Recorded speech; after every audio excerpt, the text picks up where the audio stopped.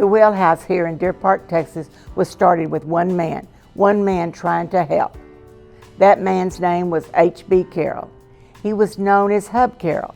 Hub had recovered from his alcoholism, and he was inviting a man to live in his home to try to help that man get sober.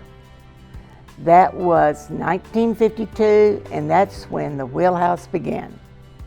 My name is Georgianne Bedford, and I have lived in Deer Park with my husband, Tom Bedford, since the 1970s. I have served on the board of the directors of the Wheelhouse since 2007. The Wheelhouse is one of our best-kept secrets here. Not many people know of the remarkable story we have at the Wheelhouse, what it was like in the beginning, what has happened since, and what it is like now. The first time I met Herb Carroll, it was in the mid-70s. A friend of mine, a sorority sister, asked me to go with her to visit her husband who was in the Wheelhouse. Women were not allowed to go on the property, so Hub Carroll came out to talk to us. He was kind of scary looking. He was over 6 foot tall and wore overalls with a white shirt, a hat, and he had a long white beard. At that time, but he had a heart of gold. He towed the line with those men, but he was a teddy bear inside.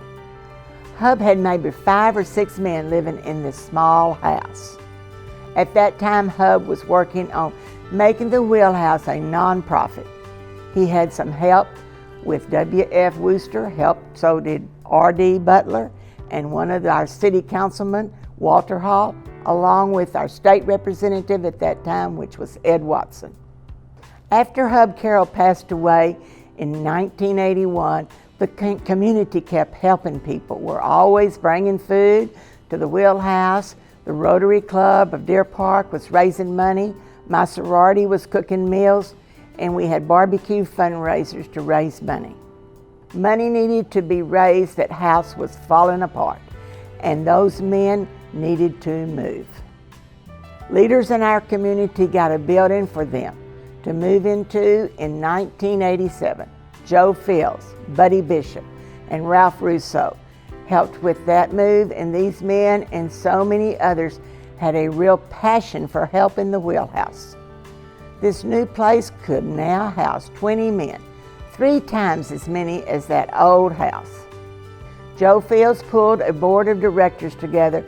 Ralph Russo took over as chair in 2006.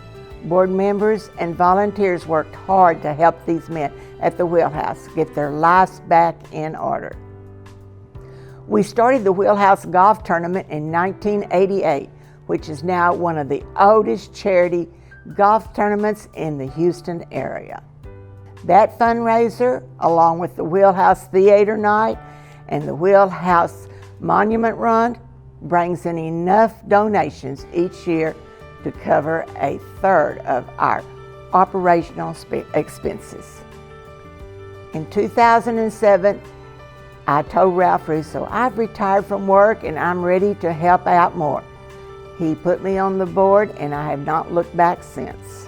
In 2011, that second house was falling apart, so we drafted a 10-year plan to build a new building.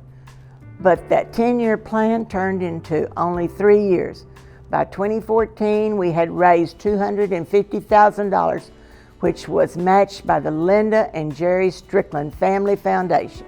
We bought land, built a building, and in 2015, we moved into a 50-bed facility. The Wheelhouse has changed quite a bit, but I do see that the way Hub Carroll helped men get sober is still the way things are done today.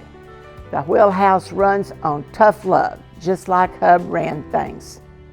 I've seen this simple program save the lives of so many men. Men are going to work, and they are going back to their homes and families sober. They are becoming proud members of our communities. I don't have the experience, so don't understand much about how getting sober at the Wheelhouse works. What I do know for sure is that the meetings are important, and know that God is very much important to them. They have signs everywhere about God. But I think the most important thing I see is that those men help each other. Our success rate is higher than most places, and I think it's because the men help each other with the mental and spiritual growth they need. They help each other instead of us trying to fix them. One thing I get a kick out of is that Hub had this picnic bench out front of his first house.